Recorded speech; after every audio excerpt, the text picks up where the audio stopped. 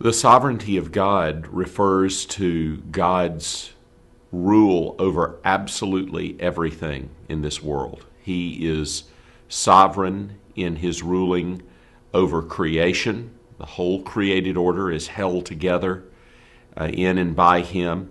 He is sovereign over the history of humans and nations.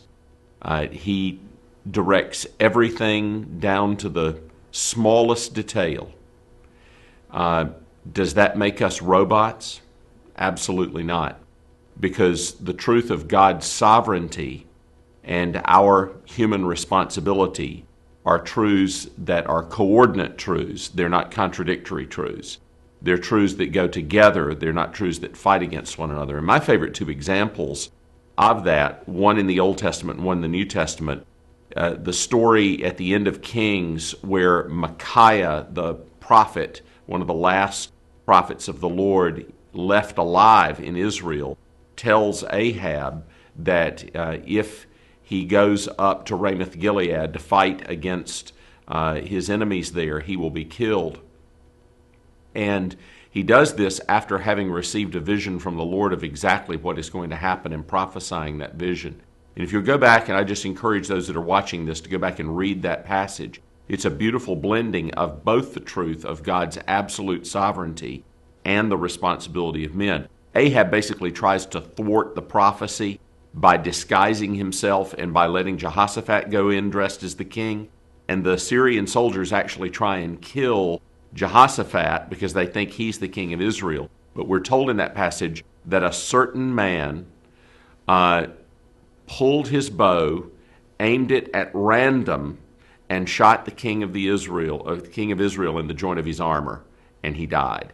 And so it's a beautiful passage indicating that God's sovereign providence and control over that whole situation did not in any way compromise or contradict the human freedom of that man to just decide who he's going to shoot and pull a bow and fire the arrow, that both of those things work together. The other passage I love to point to is in the book of Acts, towards the end of the book of Acts, when Paul is shipwrecked. Paul, when they're on the ship, remember Paul's told the centurion that he shouldn't take the ship out in winter because if he does, there could be great loss and all of this. And sure enough, they get in a storm and they find themselves throwing things over the board.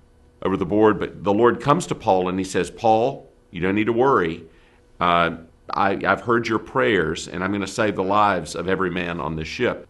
Well, later, the sailors are going to try and sneak away from the ships. Paul catches them lowering the boats and getting ready to leave the ship. And Paul goes, now this is after the Lord has said, "Paul, I've heard your prayer. I'm going to save everybody on the ship."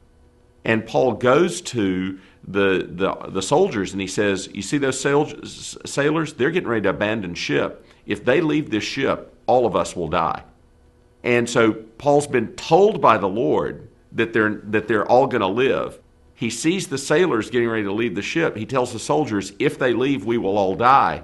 So the soldiers cut the ropes on the boats so that the sailors can't get off. And sure enough, after the storm, everybody's alive. They're all together. They're on the beach. But there's this beautiful blending of God's sovereignty and man's responsibility. Paul knows that God is in control, but he still says to the soldiers, "If you don't cut those ropes, we're all going to die." So you find that throughout the Bible without apology. And maybe the supreme example is in Acts 2 and in Acts 4 when Peter says to the gathered multitude there at Pentecost, and then later when the early Christians are praying in Acts chapter 4, they acknowledge that wicked men conspired together to put to death Jesus of Nazareth on the cross.